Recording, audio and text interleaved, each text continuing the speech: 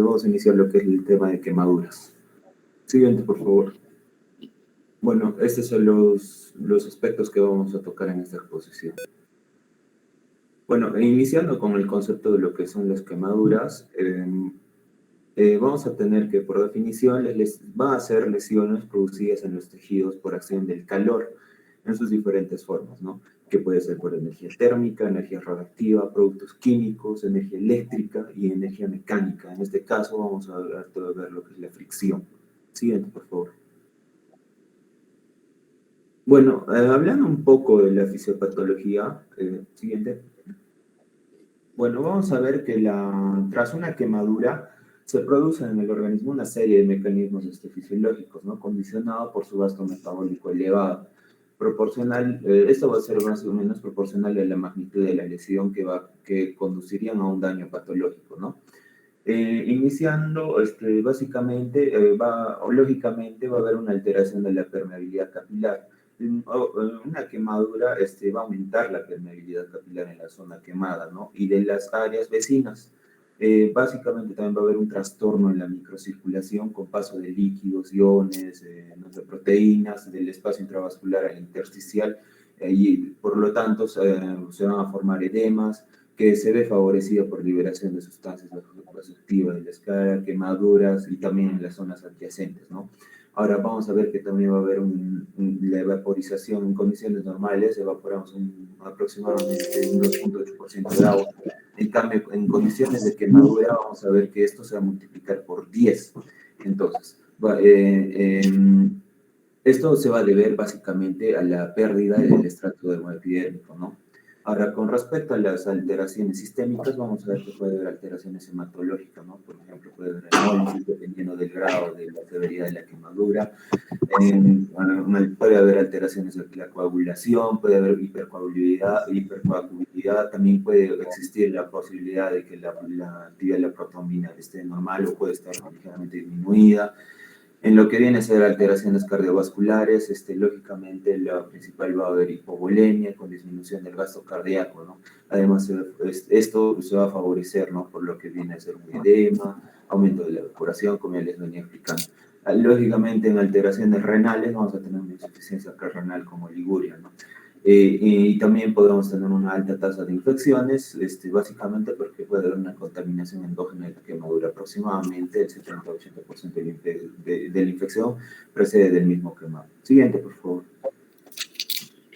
Bueno, con respecto a la clasificación, vamos a ver que, como les venía hablando, van a ser por las distintas formas del calor, ¿no? Hablando de lo que viene a ser térmico, acá la fuente de calor bien puede ser por una llama, fuego directo, líquidos, hervidos, sólidos que están muy calientes. Estos básicamente elevan la temperatura de la piel y estructuras profundas a un nivel que va a producir muerte celular, ¿no? Y la coagulación proteínica. Puede haber calcinación, la extracción y profundidad va a depender de la cantidad de la energía transmitida, ¿no? Cuán caliente está digamos, no sé, el agua, un sol y un fierro caliente. Siguiente, por favor. Con respecto a las quemaduras eléctricas, vamos a tener que las quemaduras eléctricas puede generar una fuente de calor de hasta 5.000 grados Celsius. A estas lesiones se van a conocer lesiones en iceberg. ¿Por qué? Porque aparentemente las lesiones pueden no ser tan marcadas, tan graves, pero internamente vamos a ver que la quemadura va a ir progresando de una forma que puede producir un daño a tal magnitud que puede producir una necrosis, ¿no? Porque el daño básicamente se ha podido deber a un daño interno de los vasos sanguíneos, que al final va a terminar colapsando y produciendo una isquemia a nivel interno. Ahora vamos a ver que la corriente alterna va a ser la más mortal, ¿no? Esta puede producir parálisis respiratoria, fibrilaciones ventriculares, comprometiendo la vida del paciente, ¿no? Y como ven en las imágenes, podemos ver, ¿no? Estas lesiones en iceberg, como les iba hablando, que básicamente, aparentemente, esta lesión, pues, la que está en la primera fila, no pareciera tan grave, ¿no? Pero vemos cómo puede evolucionar hasta el final del leso con una necrosis. Siguiente.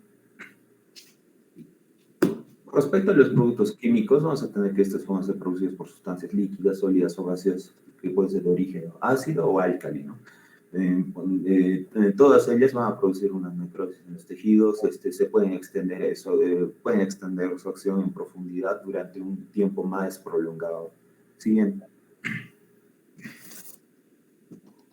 Con respecto a los productos radioactivos, acá estos se van a producir con más frecuencia por la exposición prolongada a la radiación solar, ¿no? Sobre todo a los rayos ultravioletas.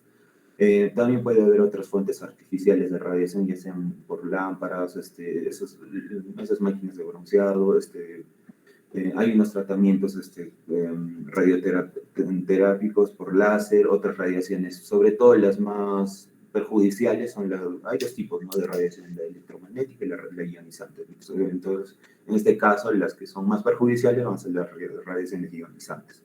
Siguiente.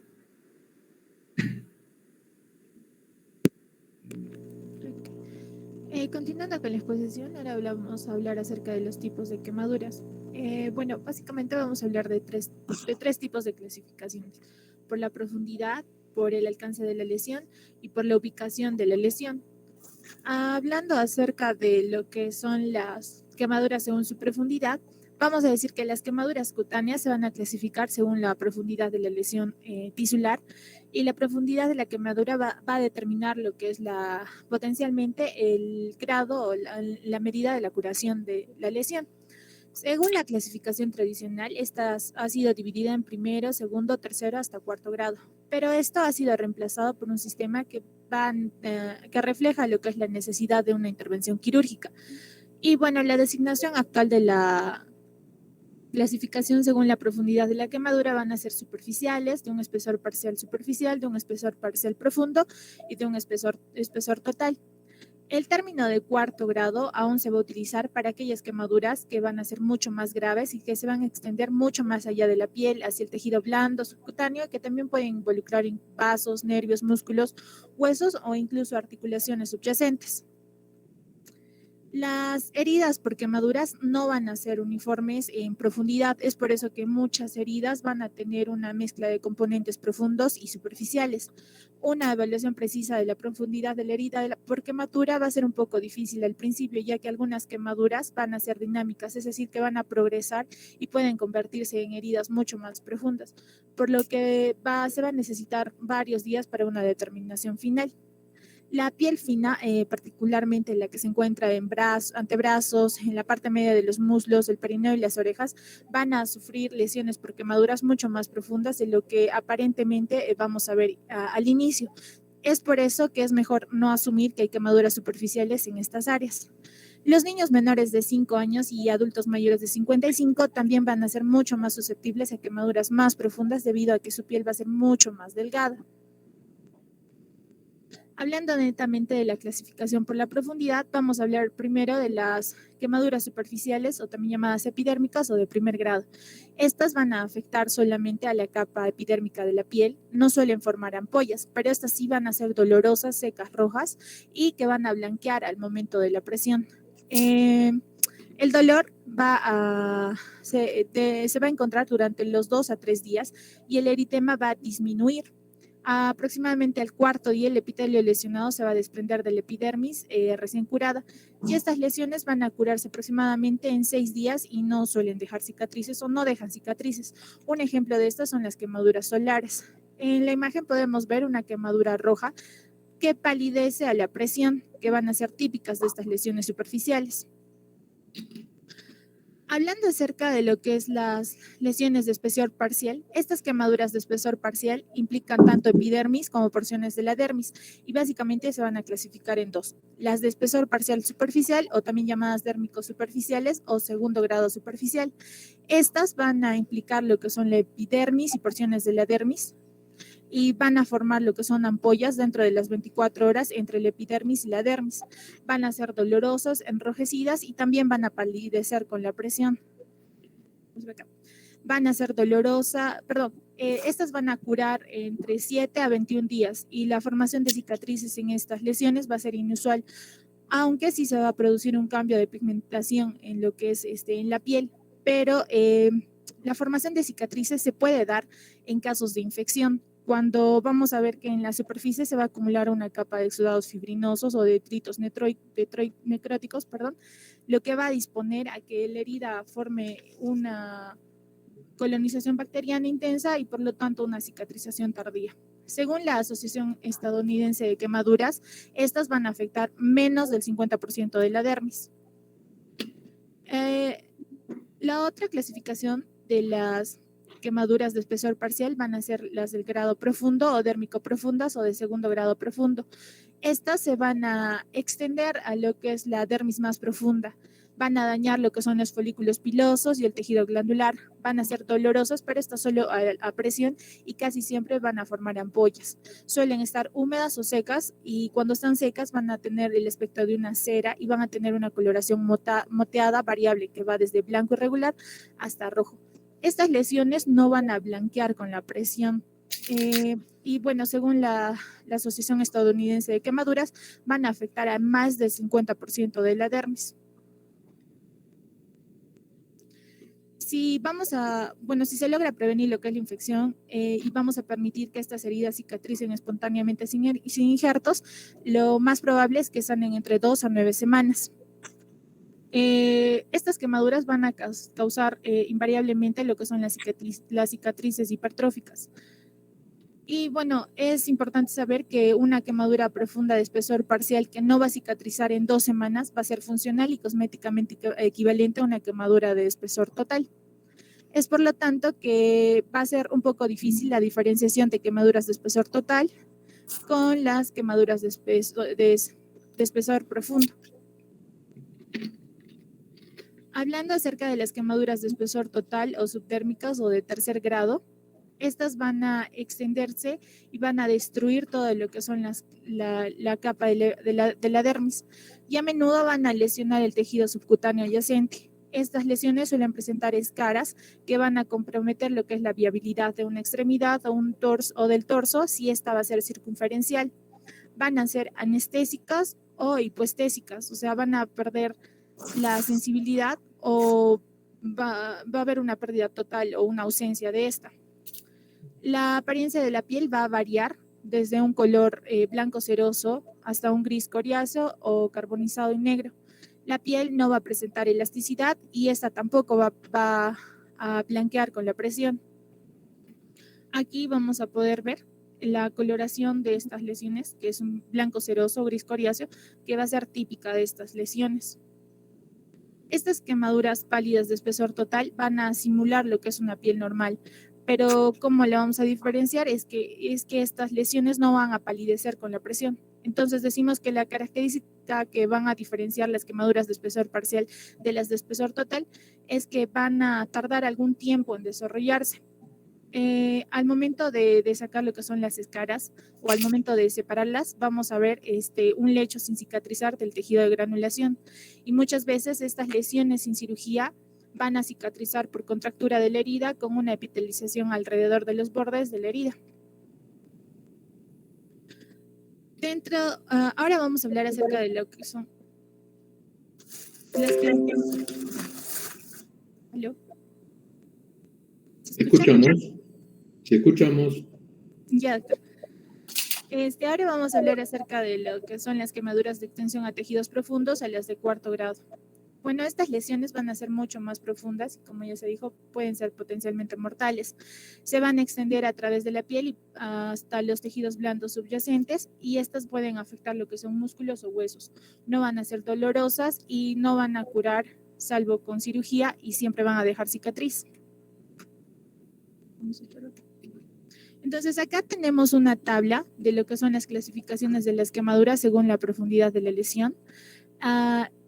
Lo más importante de esta tabla básicamente es que tomar los rasgos de cada tipo de lesión. En el caso de las superficiales, estas van a blanquear a la presión y no van a presentar lo que son los flictemas y van a ser dolorosas. En las lesiones de espesor parcial van a blanquear con la presión y estas ya también van a ser muy dolorosas. También es importante que estas no dejan cicatriz, salvo en el caso de que estas se infecten. En las de espesor parcial profundo, estas van a presentar ampollas, no van a blanquear a la presión. Estas van a ser hipoalgésicas o hiperalgésicas, sí suelen dejar cicatriz y muchas veces van a precisar lo que son las cirugías con injertos cutáneos. Las de espesor total van a tener ya también un aspecto, van a tener lo que son las escaras, van a tener una coloración blanco nacarado hasta negruzco, no son dolorosas o van a ser dolorosas solo a una presión profunda. Estas raramente van a curar, pero normalmente siempre necesitan de cirugía y sí dejan cicatriz. Y en el caso de una lesión más profunda o de cuarto grado, estos no presentan dolor. La afectación va a ser mucho más profunda, va a llegar hasta fascias o músculos y nunca van a curar, salvo el paciente se someta a cirugía y siempre van a dejar cicatriz. Ahora vamos a hablar acerca de las quemaduras según el alcance de la lesión, de la quemadura o por la extensión de la quemadura. Vamos a tener métodos descritos ya para poder ver la extensión de las quemaduras y estas para poder estimar y expresar el porcentaje de la superficie corporal total afectada. Una estimación completa y precisa del tamaño de la quemadura va a ser muy esencial para guiarnos en la terapia del paciente y también para determinar cuándo este paciente vamos a tener que transferirlo al centro de quemados. Las ubicaciones de las áreas quemadas del espesor parcial y de espesor total van a registrarse en un diagrama del quemado, en la imagen, y es importante tomar en cuenta que las quemaduras superficiales de primer grado no se van a incluir en la evaluación de lo que son las quemaduras porcentuales del área de superficie total corporal. Dentro de los métodos de estimación vamos a tener dos métodos comúnmente utilizados para evaluar lo que es el área de superficie corporal total en adultos. Dentro de estos vamos a tener el gráfico de Lamb-Brother. Este va a ser un método más preciso para estimar el área de superficie corporal total, tanto para adultos como para niños. Va a ser el método recomendando en niños porque va a considerar el porcentaje relativo de la superficie corporal afectada por el crecimiento. Los niños suelen tener las cabezas proporcionalmente mucho más grandes y las extremidades inferiores más pequeñas, por lo que este porcentaje del área de superficie corporal total va a estimarse con mayor precisión utilizando este gráfico. Este esquema nos va a dar valores porcentuales a las distintas partes del cuerpo y va a establecer lo que son diferencias. Si el paciente quemado va a ser un lactante, va a ser un niño o un adulto. El inconveniente de este esquema sería que muchas veces no es posible tenerlo en la mano. En este gráfico vamos a ver la tabla del Lamb-Brother modificada para evaluar el porcentaje de la quemadura total en superficie corporal en niños. Aquí lo va a dividir según el grupo etario en 5 grupos. En niños menores de 1 año, de 1 a 4 años, de 5 a 9 años, y de 10 a 14 años y en el adulto. Estos valores van a ser para un área de superficie y para cada extremidad va a ser individual. Los valores del área superficial anterior y posterior van a ser equivalentes al estimar el área de superficie corporal total. Luego tenemos la regla de los 9. Estos básicamente se va a usar más que todo para valorar grandes superficies de un modo rápido y en niños mayores de 14 años y en adultos. En estas las distintas regiones anatómicas van a representar un 9% o un múltiplo de 9 de la superficie corporal total. Y bueno, se dice, esta regla de los 9 no se debe de utilizarse en quemaduras superficiales.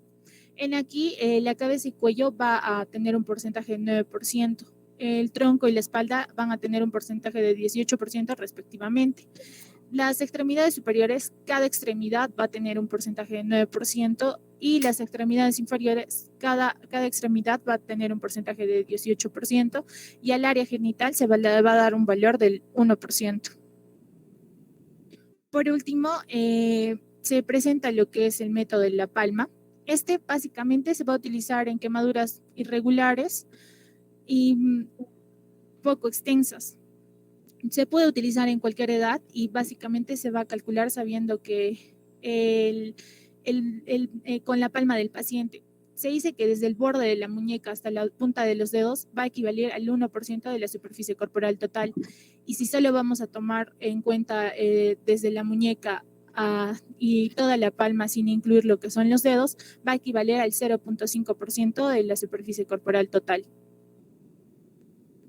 La otra de las clasificaciones es según la ubicación anatómica de la quemadura.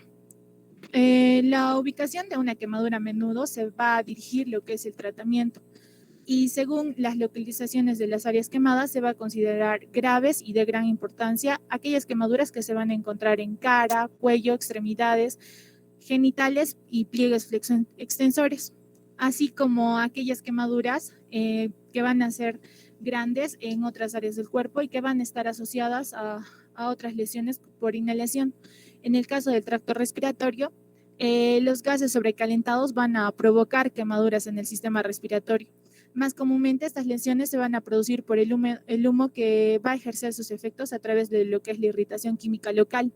Además, estos productos químicos, como el monóxido de carbono o el cianuro, van a provocar una toxicidad sistémica.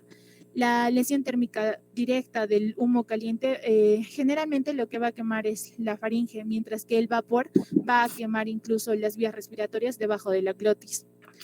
Es por eso que a menudo a estos pacientes se los deriva a lo que son los centros de quemados para que estos tengan una mejor atención especializada. Dentro de los criterios de derivación de los pacientes para un centro de quemados, vamos a tener estos siguientes criterios, lo que son las quemaduras de espesor parcial superior al 10% del área de superficie corporal total, aquellas quemaduras que van a afectar cara, manos, pies, genitales, el perineo o articulaciones principales, quemaduras de tercer grado en cualquier grupo etario, quemaduras eléctricas, incluida lo que son las lesiones por rayos, quemaduras químicas, aquellas lesiones que se van a dar por inhalación o lesiones por quemadura en aquellos pacientes que tengan un trastorno médico preexistente que va a complicar el tratamiento o va a prolongar lo que es la recuperación o va a afectar lo que es la mortalidad del paciente. Cualquier paciente que tenga quemaduras, traumatismos concomitantes como fracturas en los que la lesión por quemadura presente el mayor riesgo de morbilidad o mortalidad. Y bueno, en niños quemados en hospitales sin tener un personal calificado o un equipo para el cuidado de los niños. También aquellas lesiones por quemaduras en pacientes que van a requerir una intervención social, emocional o una rehabilitación especial. Hablando acerca de lo que es la estimación de la gravedad, la Asociación Estadounidense de Quemaduras ha clasificado las quemaduras en menores, moderadas y mayores. Básicamente, esto se va a basar principalmente en la profundidad, el tamaño y la localización de la quemadura. Tanto el tratamiento como el pronóstico se va a correlacionar con esta clasificación y va a proporcionar una guía general para la disposición y el cuidado que van a requerir estos pacientes. En esta tabla vamos a ver la clasificación de esta Asociación Estadounidense de Quemaduras, que la va a dividir en menor, mayor y moderada. Básicamente, cada criterio que se toma es un porcentaje del área de superficie corporal tratada que está afectada por el paciente. Y lo más importante aquí es que en quemaduras mayores se va a tomar en cuenta tanto las quemaduras de segundo y tercer grado que van a involucrar ojos, oídos, orejas, caras, manos, pies, articulaciones principales, perineo y genitales y todas aquellas lesiones inhalatorias con o sin quemaduras. También se toma en cuenta o van a estar dentro de las quemaduras mayores todas aquellas quemaduras eléctricas, las quemaduras químicas, las quemaduras asociadas a traumatismo o las quemaduras en personas de alto riesgo, que van a ser personas con diabetes, personas con desnutrición, enfermedades pulmonares, cardiovasculares o que tengan alguna alteración sanguínea, que tengan SIDA u otras enfermedades inmunodepresoras como el cáncer. Hablando acerca del tratamiento, bueno, nosotros hemos dividido el tratamiento local y el tratamiento hospitalario. Dentro del tratamiento local de las quemaduras, básicamente el objetivo de estos van a ser reducir el dolor, disminuir la contaminación y prevenir una infección en esta quemadura, conseguir una curación rápida con una mínima cicatrización en las quemaduras superficiales y una decisión precoz de las escaras, seguido de una cobertura inmediata de la superficie quemada en las quemaduras profundas. En el caso de que exista una quemadura en casa, bueno, ¿qué es lo que se debe de hacer? El objetivo es básicamente no contaminar la quemadura, aliviar el dolor y evitar su progresión. Dentro de las recomendaciones que se da es enfriar la zona quemada con agua fría durante unos 30 minutos aproximadamente y esta aplicación del agua tiene que ser inmediata. el enfriamiento con agua lo que va a hacer es disminuir el dolor y el edema y así también atenuar el calor y va a evitar que la quemadura siga aumentando de tamaño en superficie y profundidad. También se recomienda aplicar una crema antiséptica hidrosoluble que va a disminuir lo que es la necesidad de realizar un desbridamiento quirúrgico y va a prevenir lo que son las alteraciones de cicatrización. No se debe de poner pomadas con base grasa, ya que estas no se absorben y van a crear lo que es una costra en esa zona y va a ser mucho más doloroso al momento de retirar o al momento de hacer una limpieza posterior de la herida. Y bueno, también una recomendación es cubrir la quemadura con una gasa o paño limpio para aislarla del medio ambiente y así evitar que ésta se infecte. Es importante vigilar, bueno, en el caso de una quemadura en casa, vigilar dos circunstancias específicamente. Si la quemadura, aunque sea superficial, es extensa o afecte a un niño o a un anciano, esta debe ser siempre examinada por un médico, ya que tal vez necesite un tratamiento mucho más específico. Y si esta quemadura en el plazo de 14 días no ha curado, también va a ser necesario que el paciente vaya donde un médico, ya que esta puede ser profunda y va a requerir un tratamiento más específico. En el caso de un tratamiento prehospitalario, ¿qué es lo que se debe hacer en el lugar del accidente? En el caso de una lesión térmica.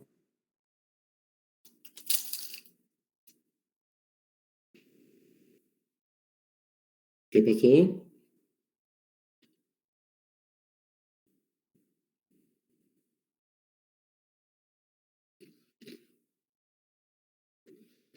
¿Qué pasó? ¿Te quedaste sin internet?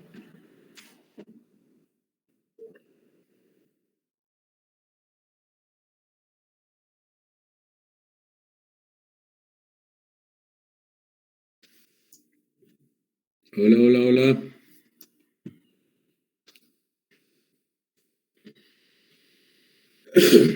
¿Alguien me puede decir qué pasó con su compañera? De repente le echó el MIT, doctor. ¿Cómo? El MIT parece que le ha echado. Ahorita se va a conectar seguro. Ah, la ha choteado.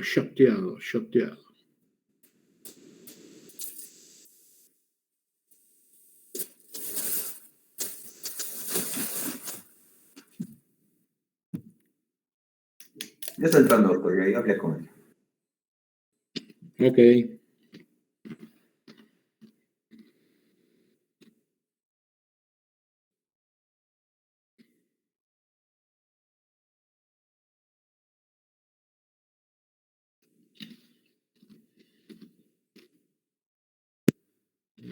Doctor, disculpe, ¿se ve? Ya se ve, preciosa, continúa. Ya, ¿Te quedaste en qué hacer en el lugar del accidente? ya, doctor, ¿se escucha? ¿Se escucha bien? Sip. Ya, doctor, disculpe, no sé qué pasó. Ya, crisis existencial, no te preocupes. Ya, doctor. Bueno, continuando, es básicamente en un tratamiento prehospitalario y bueno, ¿qué es lo que se debe realizar en el lugar del accidente o donde se va a producir la quemadura? En el caso de que tengamos una lesión térmica, lo que se debe realizar es un enfriamiento inmediato después de la quemadura para limitar lo que es el área de la lesión y así va a mejorar lo que es la cicatrización de la herida. También se va a recomendar que el área quemada se enfríe con agua durante aproximadamente unos 10 minutos inmediatamente después de la lesión.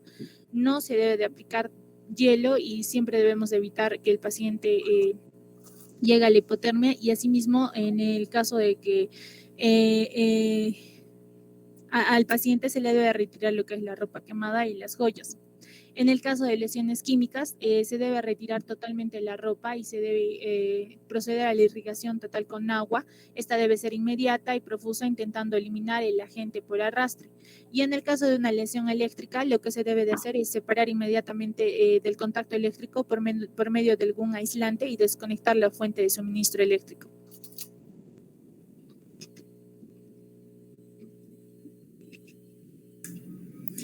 Bueno, vamos a continuar con el tratamiento hospitalario. Vamos a hablar primero sobre las quemaduras superficiales. Aquí vamos a considerar las quemaduras de primer grado y las de espesor parcial. Estas van a curar espontáneamente por regeneración epitelial. En cuanto al tratamiento de las quemaduras de primer grado, Vamos a ver que en primer lugar hay que hacer una limpieza de la superficie quemada. Inicialmente se va a hacer mediante la hidroterapia, esto en condiciones de asepsia con suero salino estéril, al que se le va a añadir un jabón bactericida como puede ser la clorexidina. Esta limpieza lo que nos va a permitir es hacer una valoración inicial de la profundidad de la quemadura.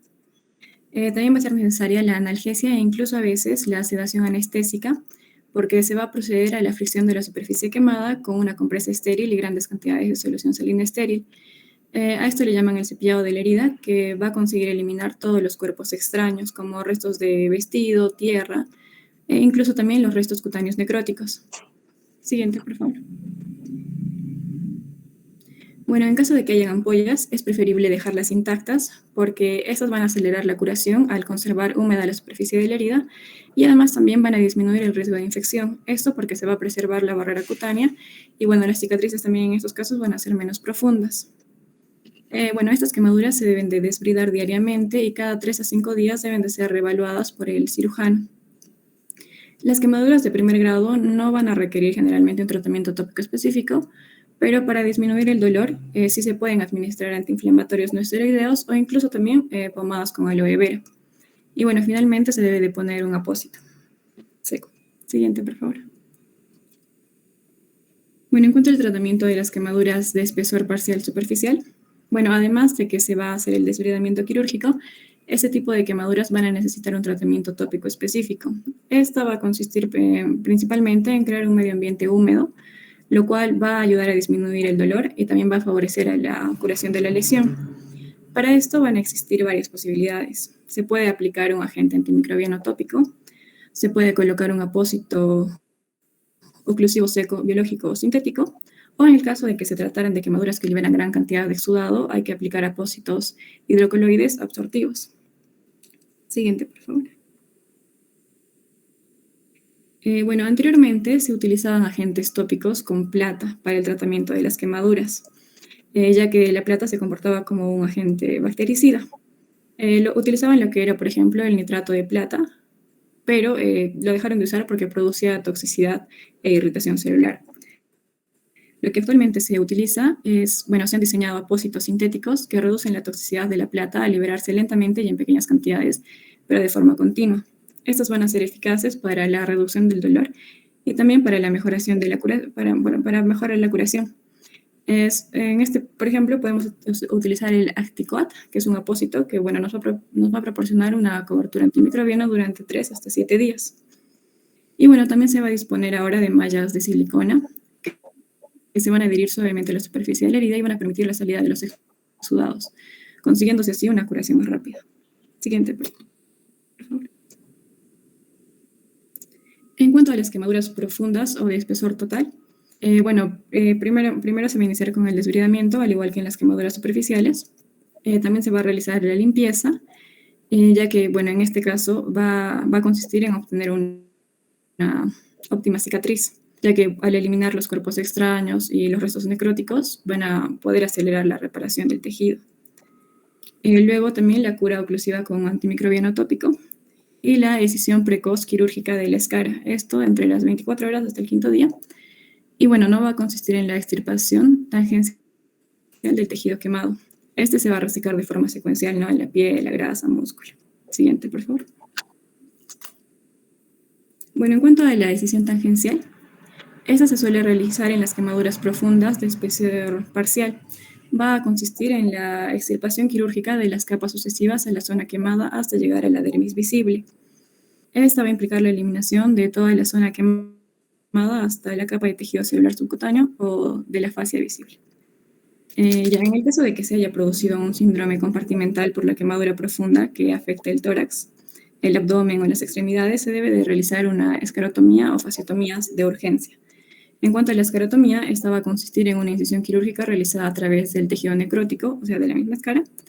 Y en caso de la fasciotomía, va a ser una incisión quirúrgica que va a atravesar el tejido celular subcutáneo, la fascia o aponeurosis que van a estar subyacentes a la quemadura. Siguiente, por favor. Bueno, con estas técnicas lo que vamos a conseguir es lograr la compresión de los tejidos subyacentes, permitiéndoles recuperar su perfusión y evitando la necrosis. En cuanto a la cobertura de la solución de continuidad en el mismo acto quirúrgico, lo que podemos utilizar son los autoinjertos, que bueno, van a ser injertos de piel del mismo paciente, los aloinjertos, que van a ser procedentes de otro sujeto, pero de la misma especie, un senoinjerto, que esos ya también van a proceder de individuos de otra especie, o una sustitución de piel artificial. Básicamente, el éxito de estos injertos van a depender de la técnica quirúrgica que tenga el cirujano y de los cuidados postoperatorios también que se tengan. Estas medidas terapéuticas van a ser necesarias porque nos van a ayudar a controlar el dolor, también a acelerar la cicatrización, a disminuir el desarrollo de patologías de cicatrización, a mejorar los resultados funcionales y estéticos de los pacientes, y en el caso de que la superficie corporal sea muy extensa, va a aumentar la supervivencia del paciente porque esto nos va a ayudar a disminuir la respuesta inflamatoria sistémica que podría presentar nuestro paciente. Siguiente, por favor. En cuanto al tratamiento del quemado grave, bueno, el manejo de urgencia de un paciente quemado debe de iniciarse con el diagnóstico y el tratamiento de las lesiones que pongan en peligro la vida del paciente. Para ello se siguen los criterios ABCD, que básicamente van a ser evaluar las vías aéreas, la respiración, la circulación, la discapacidad que esté presentando y la exposición. En cuanto a las vías aéreas, si las quemaduras van a ser, bueno, en caso de que las quemaduras hayan sido en ambientes o lugares cerrados, debemos de evaluar si es que existen quemaduras faciales, si existe hollín en las fosas nasales o en la boca, si hay quemaduras circunferenciales al cuello. También debemos evaluar los signos físicos como la tos ronca o el estridor, ya que esto nos puede sugerir que las vías aéreas superiores estén osados, al menos un 85%. Esto podría estar acompañado de la expectoración teñida de hollín también. Y bueno, también debemos evaluar si es que existe un descenso de la saturación de oxígeno y preguntarle a los familiares si es que ha habido un cambio en el tono de voz de los pacientes. Siguiente, por favor. Bueno, lo que primero debemos de comprobar es que el paciente tenga una ventilación adecuada. Esto viendo la frecuencia, la profundidad respiratoria y también viendo si es que está presentando o no disnea. Debemos de auscultar ambos campos pulmonares, realizar la oximetría, gasometría arterial y una radiografía de tórax. En estos casos va a ser importante mantener permeables las vías aéreas. Debemos realizar aspiraciones endotraqueales de secreciones y de tapones mucocelulares si estuviesen obstruyendo las vías aéreas. Y bueno, también debemos de asegurarnos la correcta ventilación. En un 50% de los pacientes va a ser necesaria la intubación endotraqueal y respiración asistida. Bueno, también la administración coadyuvante de oxígeno hiperbárico, en particular en pacientes que han sufrido síndrome de inhalación de humo. Y si las quemaduras van a afectar el 40% o más de la superficie corporal del paciente, se debe mantener un tratamiento de 10 hasta 14 días. Siguiente, por favor. Bueno, en cuanto a la circulación, lo primero que debemos descartar es la existencia de alguna hemorragia arterial y registrar la presencia de la amplitud, simetría, el ritmo de la pulsación, también evaluar el llenado capilar, el color de la piel y la temperatura corporal. La resucitación precoz mediante la administración de fluidos va a ser el procedimiento clave para la supervivencia de aquellos pacientes que tienen quemaduras graves y bueno, que sean extensas, ¿no? En caso de que la superficie corporal quemada sea inferior al 20% en los adultos o al 10 a 15% en los niños, se debe administrar fluidos por vía oral. Y si la superficie corporal quemada va a superar el 20%, el paciente puede sufrir un shock hipovolémico en las primeras 3 hasta 5 horas, por lo cual debemos de canular una vena de grueso calibre e insertar catéteres para poder administrar fluidos vía intravenosa. Y bueno, de esta manera vamos a conseguir una suficiente volemia para asegurar la perfusión eficaz de todos los órganos. Siguiente, por favor. En cuanto a la pérdida de conciencia, se puede utilizar la escala AVPU, que bueno, esta va a evaluar el estado de alerta, verbal, el estímulo doloroso y bueno, si nuestro paciente no responde, ¿no? Básicamente esto para determinar el nivel de conciencia que tenga el paciente. También debemos de observar en estos casos la respuesta de las pupilas del paciente a la luz y las funciones motoras y sensitivas. En cuanto a la exposición y el control ambiental, básicamente esto va a ser para eliminar cuidadosamente todas las ropas que no estén adheridas y las joyas, ¿no? Porque sabemos que estas pueden persistir el daño en los pacientes, ¿no? Causar una lesión mayor. También debemos de retirarle las gafas y los lentes de contacto a los pacientes si es que estos los tuvieran. Y bueno, también controlar cuidadosamente al paciente para que si es que este padece alguna infección, esta no se convierta en una sepsis. Siguiente, por favor. Eso es todo, doctor. Gracias.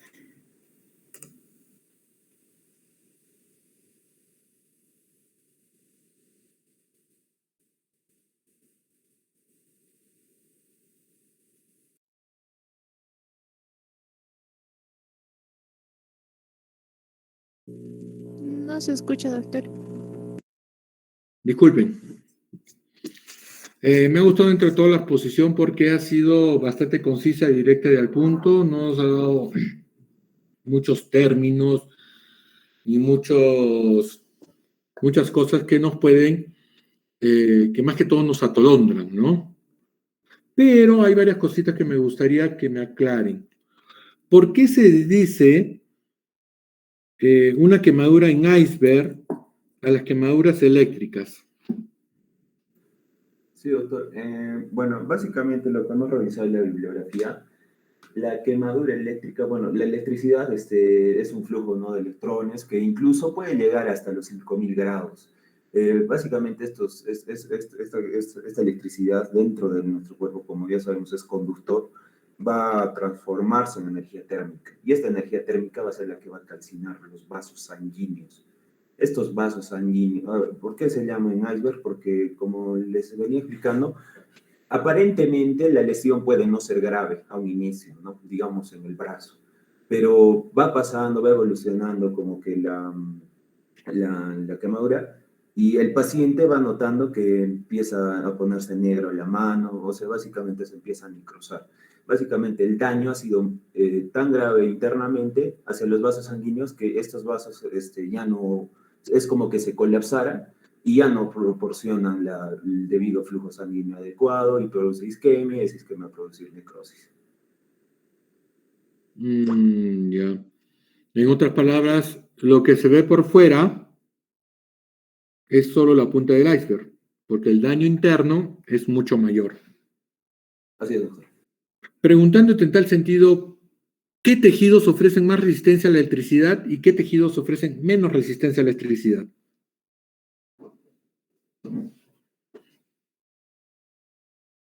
A ver. Tomando en cuenta que el tejido que ofrece más resistencia a la electricidad es el tejido que va a generar más calor. Así es.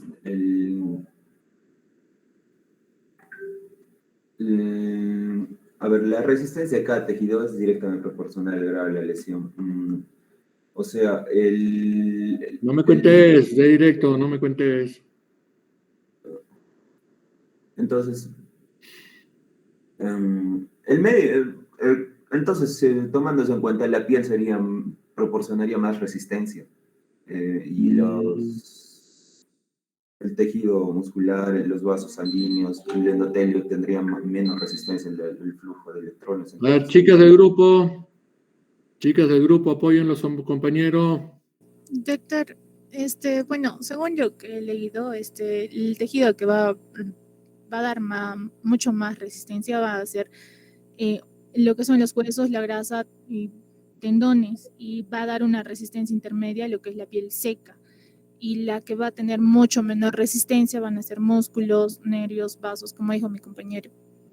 Ya, pero entonces, ¿quién da mayor resistencia? El hueso. Y es por eso que se hace el mayor daño, a diferencia de la quemadura eléctrica o la quemadura química o quemadura por radiación. El detalle es que la quemadura eléctrica, el problema es que la quemadura es de adentro hacia afuera. Entonces, como bien has dicho, José Carlos, al momento de quemar de adentro hacia afuera, entonces el calor producido por los huesos o por los tendones, que por lo general están cerca de los grandes vasos sanguíneos, queman también estos vasos sanguíneos. Y al quemar estos vasos sanguíneos, producen un gran daño. El problema acá es que, por ejemplo, encontramos un paciente con una quemadura eléctrica y le encontramos una lesión de, digamos, de 5x5 en la mano. Pero conforme va pasando el tiempo, esa lesión de 5x5 se va haciendo más extensa y va haciéndose más profunda. pero no es porque se va haciendo más profunda, sino ya empieza a evidenciarse el daño en la profundidad. Los vasos sanguíneos profundos se han quemado y en muchas ocasiones solo quedan como tubos inertes que conforme va pasando el tiempo se van obliterando. Pero uno ve una quemadura eléctrica inmediatamente y dice, oh, no, qué suerte que tiene, solo se ha quemado un dedo. Y en el contexto de los días van viendo que ese dedo se va poniendo negro, el dedo del costado más negro, el otro dedo del costado más negro, y se va perdiendo bastante sustancia. Entonces, por eso es que se le dice que son quemaduras en punta de iceberg o en iceberg. ¿Por qué? Porque lo que se ve en la piel es la punta del iceberg, porque como la quemadura ha sido de adentro hacia afuera, el daño mayor es de adentro hacia afuera. Segunda pregunta, José Carlos. ¿Por qué las quemaduras de bajo voltaje son más mortales que las de alto voltaje? Las de bajo voltaje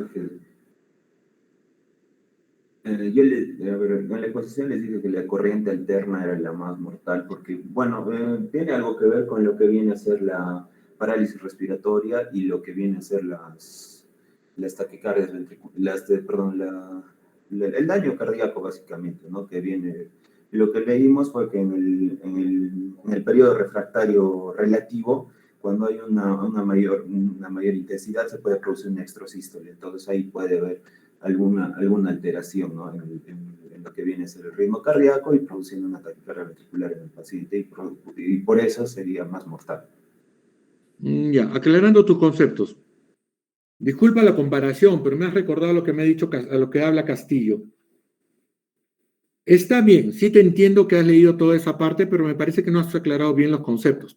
Bueno, una corriente alterna de bajo voltaje, 220 grados, 220 voltios, lo que puede producir es una alteración, sí, una sobreestimulación a nivel de todo el sistema de His, si no me equivoco, que es el corazón, el sistema eléctrico, y nos puede provocar un paro cardíaco.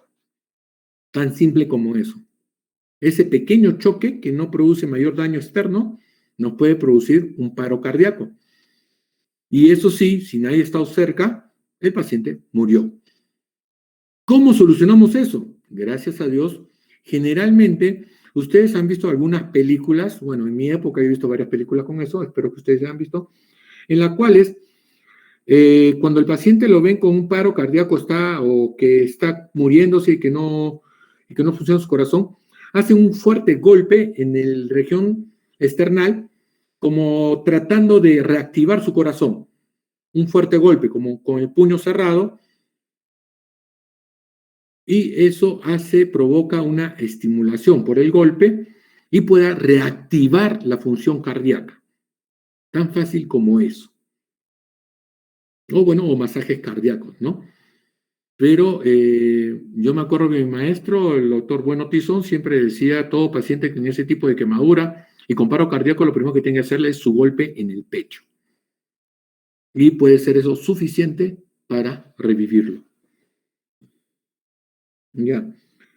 Pero ¿qué pasa con la quemadura de alto voltaje? Algo que sí no me ha gustado, que yo pensaba que ibas a hablar un poquito más de quemaduras eléctricas, era cuál es la característica de una quemadura de alto voltaje. ¿Tienes para decirnos las características de alto voltaje? Doctor, a ver, revisando, por ejemplo, lo de un rayo, que es alto voltaje, lo que se produce es cuando cae el rayo, cae una milésima de segundo, y en esa milésima de segundo produce una temperatura que incluso está 6 veces más que la de la superficie solar, pero al ser en una fracción de segundo, lo que calienta es básicamente el aire, a unas 20 atmósferas, creo, de presión mayor. Entonces, eso hace que ese calentamiento del aire alrededor, que una persona esté cerca, hace que produzca, pues, ¿no? Un daño a tal magnitud que incluso no, ¿cómo diría?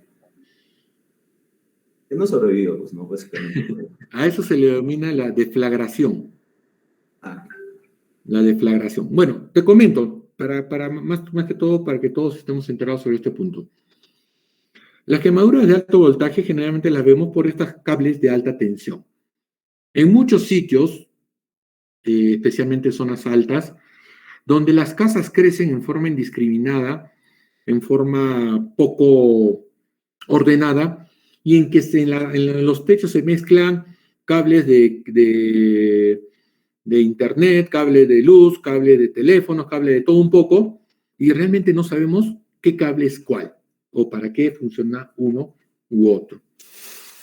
Entonces, ya, digamos una persona se equivocó y agarra un cable de alta tensión. Entonces, agarra con la mano derecha y agarra con la mano izquierda. ¿Ya?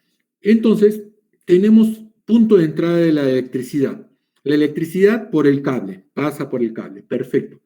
Pero también hay un punto de salida, que no necesariamente va a ser por la otra mano, sino puede ser, o generalmente va a ser, por la superficie que ofrece más resistencia a la electricidad, va a ser su punto de salida. ¿Y cuál es la superficie que va a dar más resistencia a la electricidad? Generalmente es el suelo. ¿Ya? Entonces se produce el pasaje en forma rápida de la electricidad a través del cuerpo y su punto de salida, que es el suelo, explota. Entonces, ¿cuál es el punto más que más sufre? ¿El punto de entrada o punto de salida? El de salida, doctor, explota. Exacto, igual que una bala. El punto de entrada es pequeño. El punto de salida sí es una explosión. Entonces, conceptos muy importantes, y eso puede ser que pregunten en el examen. En una quemadura eléctrica, siempre la zona de salida o punta de salida de la electricidad es la más dañada, es la que produce ese más daño. Y el punto de entrada es el de menos daño. Ahora, como también lo explicaste, José Carlos, en ese pasaje o en ese contexto de la quemadura, del pasaje de la alta tensión, se produce también una deflagración o un calentamiento del aire periférico por la gran energía cinética que se libera ante ese contacto o chispazo. Por lo tanto, también se ven quemaduras, esta vez sí, ya no quemaduras tipo eléctricas que de adentro hacia afuera, sino quemaduras que van de afuera hacia adentro por el calor originado en la energía cinética concentrada y que se refleja en el calentamiento severo del aire en esa zona. ¿Me entendieron más o menos? Les pongo un gran ejemplo que a sus compañeros de práctica se los pongo también, se los voy a poner, bueno, van a ver una quemadura eléctrica en la cual con la mano izquierda, con la mano izquierda se agarró el cable, con la mano derecha estaba agarrando un palo de madera, ¿ya? Y ese fue punto de entrada, mano izquierda, punto de salida, mano derecha. Entonces, la mano derecha sufrió quemaduras muy severas. La mano izquierda una quemadura que parecían solo de segundo grado, ni siquiera llegó al tercer grado. Pero la mano derecha llevó quemaduras profundas que quemaron hueso, tendones, músculos. Cuando hicimos la limpieza quirúrgica, el músculo parecía esa carne que estaba sobresancochada, que la cogía simple con la pinza y se derritía, se deshacía. A tal grado llegó la quemadura. Pero en el transcurso entre una mano y otra, tenía toda la oreja quemada y la de mi cara izquierda quemada. Entonces, eso no ha sido tanto por la electricidad directamente que ha pasado por su cuerpo. Esa quemadura que tuvo en la cara y en la oreja era una quemadura por calor. Y esa quemadura era por la deflagración que hubo o el gran chispazo que hubo por el cortocircuito que se originó en el cuerpo y produjo la quemadura eléctrica. ¿Me entendieron más o menos? Por último, muy importante entender esto. La quemadura eléctrica, especialmente la de alto voltaje, donde el mayor daño se produce en el punto de salida, no punto de entrada, en el punto de salida, no tienen que ser muy apurados en dar buenas noticias o en dar malas noticias. Salud. Tienen que ser ustedes muy cuidadosos, porque el daño real lo van a poder ver dentro de la primera a segunda semana. No son quemaduras en las cuales en 2 días, 3 días ya sabemos hasta qué profundidad llegó. Son quemaduras que va matando o se va muriendo el tejido conforme esos vasos sanguíneos que han sido quemados se vayan obliterando y nos vaya dando mayor extensión del daño que nosotros pensábamos que no era tan fuerte. ¿Ya? Correcto. Seguimos contigo, José Carlos. Qué malvado que soy.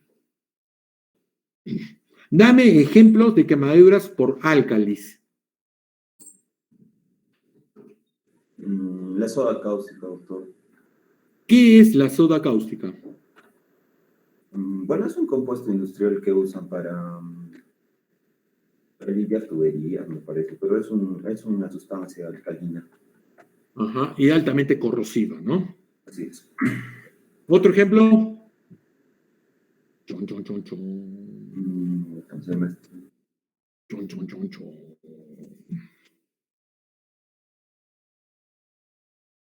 Chon, chon, chon, chon.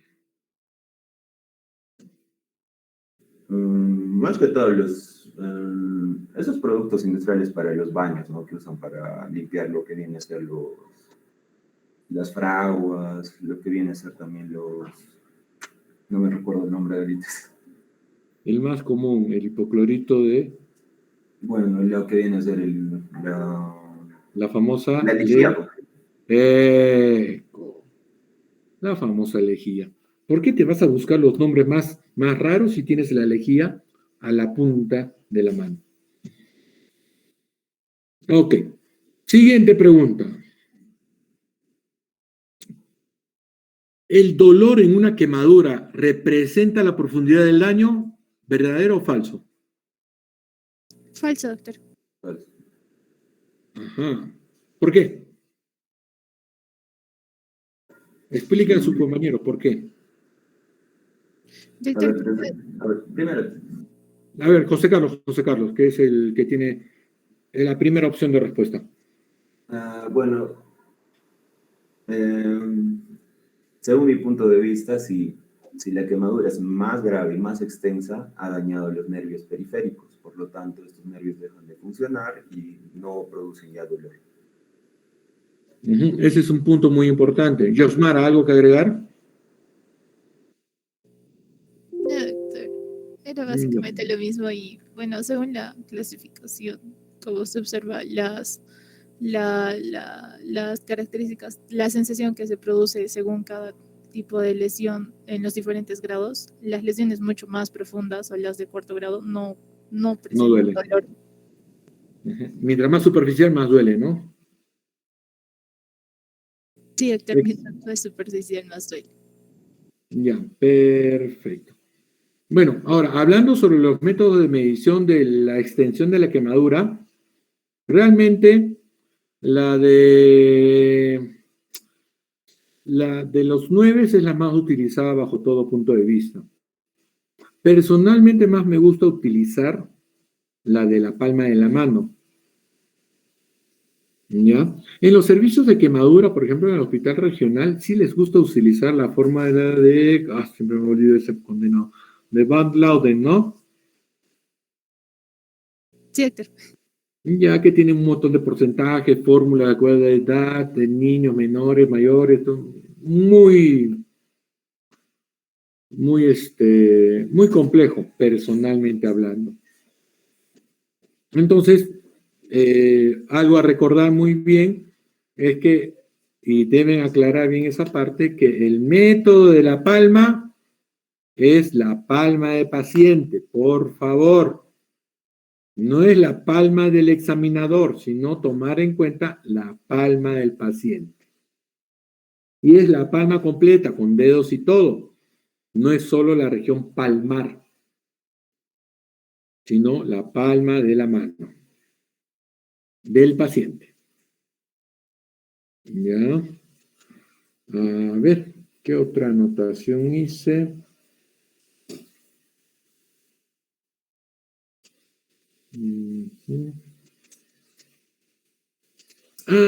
Ya.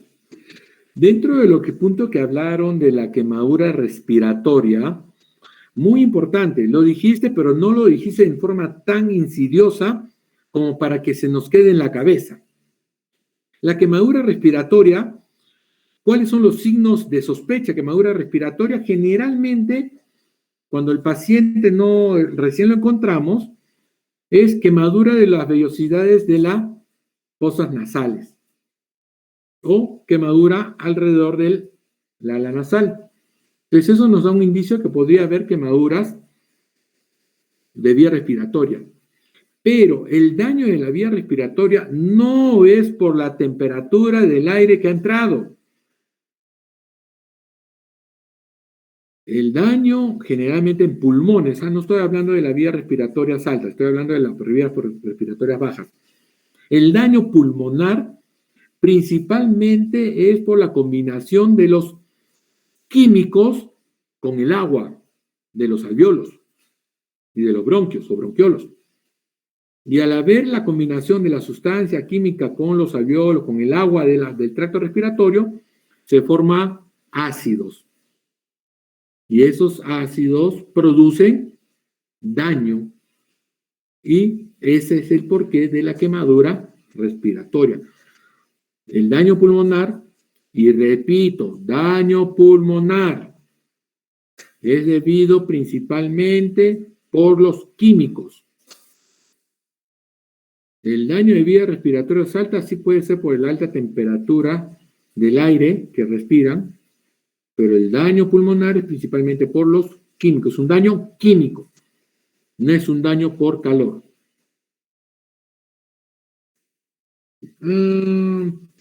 Otro punto a recalcar, cuando mencionaste sobre el tratamiento de las quemaduras, cubrirlas, lavarlas y cubrirlas, ¿ya? El punto es que cuando hablamos de quemaduras en rostro,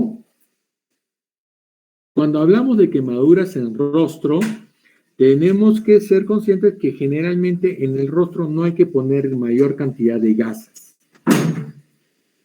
Hay que untarlas con las sustancias que normalmente utilizamos, que puede ser la sulfadiazina de plata, que puede ser el furacin,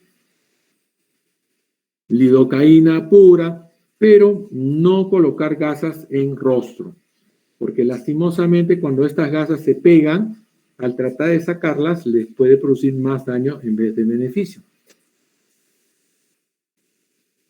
Por lo tanto, también hay que recordar que cuando me hablaron del tratamiento de la quemadura por calor, hay que retirarle la ropa. Y bueno, también sí lo mencionaste, pero no le diste una gran importancia, como me hubiera gustado, que era, hay que retirar la ropa con mucho cuidado. Y para eso viene mi frase de siempre que digo, ante una situación desesperada, ¿qué es lo primero que tienen que hacer? A ver, alguien que me responda. No desesperarse. Exacto. Tranquilizarse. No desesperarse. Entonces no traten de sacarle la bestia, corre, sácale todo como puedas. No. Porque en la mayoría de ocasiones cuando hacen esa loca apurada, lo que provocan es la ruptura de las ampollas, la esfacelación de la piel, igual a mayor daño por simplemente retirar ropa en forma muy apresurada. Entonces, háganlo con cuidado, revisen bien, no sean tan atolondrados porque en vez de producir más beneficio, van a producir más daño. A ver. Otro punto es que estoy total y absolutamente en desacuerdo con un término que mencionaron, que era el cepillado de la lesión o del cepillado de la piel quemada. ¿Qué es lo que sucede? Hay que tener mucho cuidado para poder interpretar bien lo que mencionan. Generalmente cuando hablamos del cepillado de la piel, es cuando hablamos de una quemadura por tercer grado. Hablamos de esos famosos grandes quemados que los hemos encontrado en un incendio en que se les ha logrado rescatar y están llenos de polvo, de madera, de detritus, ropa quemada, todo eso, pero son quemaduras de tercer grado.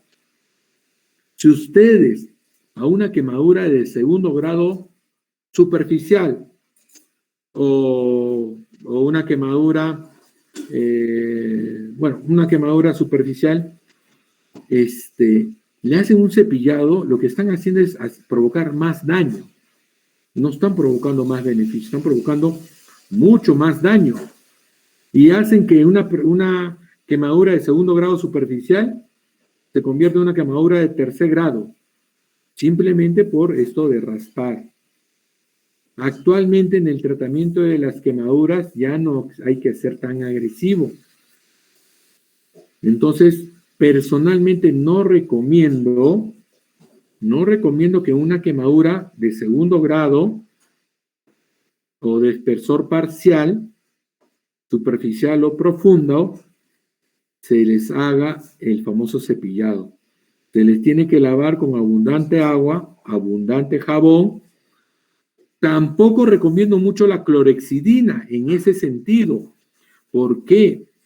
Porque acuérdense que la clorexidina, cuando está en contacto con zonas mucosas o zonas donde no hay la piel para proteger su absorción, es tóxica y puede producir más daño o puede producir intoxicación.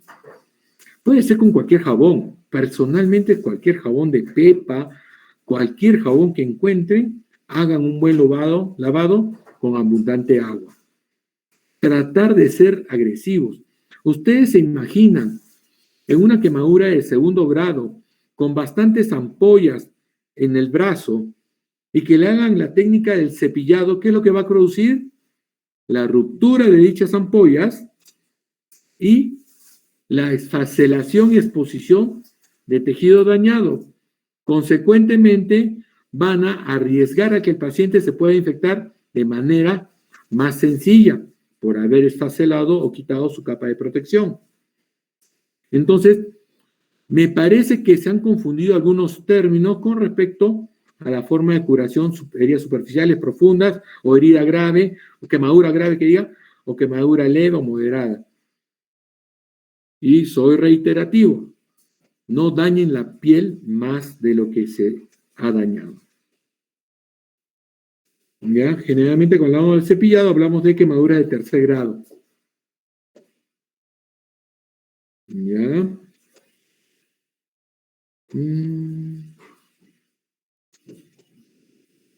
Ahora, bueno, mencionaste algo que no me pareció, no sé si tus compañeros lo tomaron en cuenta, pero mencionaste que había que hacer la escisión superficial o tangencial o parcial en quemaduras de espesor parcial. Me parece que te confundiste en términos, pero generalmente esa escisión parcial con una gilet que tenías que sacar capa por capa es para quemaduras de espesor total, no es para quemadura de espesor parcial. Sí, doctor, está en las de espesor total o profundas. Ajá, sí, pero mencionaste que se hacían en la quemadura de espesor parcial. Y ahí me diste casi un choque eléctrico. Entonces, muy importante, en la espesor total, ahí sí tenemos que ser un poco más agresivos. ¿Ya? Como el cepillado, como el término que utilizo mejor, bueno, que se me ha quedado más en mi cabeza es escarectomía tangencial. Se va raspando la escara con una gilet de a poquitos, hasta encontrar tejido sano o por lo menos tejido sangrante. Cuando hablamos de una escarectomía convencional, la escarectomía convencional es una escarectomía que nos lleva a sacar todo hasta músculo, en forma salvaje.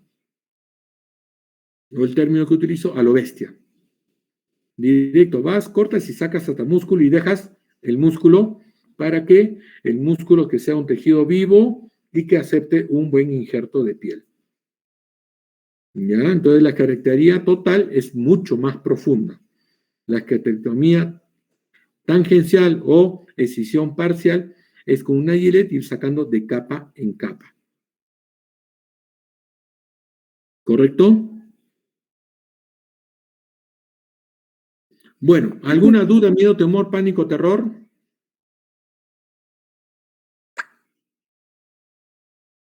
Doctor, disculpe, en relación a las quemaduras mencionaba que las teníamos que lavar con agua. ¿Va a variar en algo la temperatura del agua? O sea, mientras más fría sea, ¿es mejor? No, no es mientras más fría. Siempre he mencionado, bueno, su compañera mencionó agua fría y mencionó, y puso una temperatura, si no me equivoco, entre 19 a 25 grados, si es que no me equivoco. Ya, esa es una agua que no se podría considerar fría. Esa es un agua que se podría considerar ligeramente templada. ¿Ya? Y algo que mencionó su compañera muy importante es evitar la hipotermia. Por eso no hay que usar hielo ni agua helada. Ahora, más que todo lo que va a importar es lógicamente un agua por debajo de los 25 grados centígrados. Y en segundo lugar, es el tiempo que va a estar con el agua.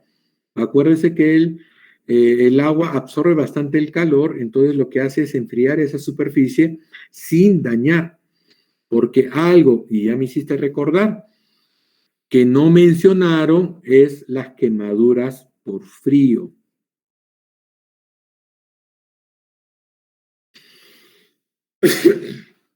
Entonces, el frío también puede quemar. Puede producir tal grado de vasoconstricción que puede llevar a la isquemia del tejido. Por eso hay quemaduras por frío. ¿Alguna otra duda, miedo, temor, pánico, terror?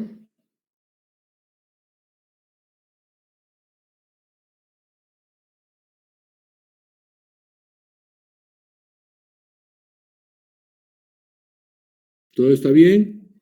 ¿No hay otra duda? Ya no hay dudas. Ya, me da mucho gusto. Espero que en el examen también no tengan dudas. Ya, hay que conversar, o bueno, con su delegada y hay que poner una fecha para su primer parcial. Está bien, doctor. Ya, conversen entre ustedes y traten de darme fechas alternativas. Ya, no lloren, ya. Bueno, pongan presente y digamos chau. Hasta la próxima.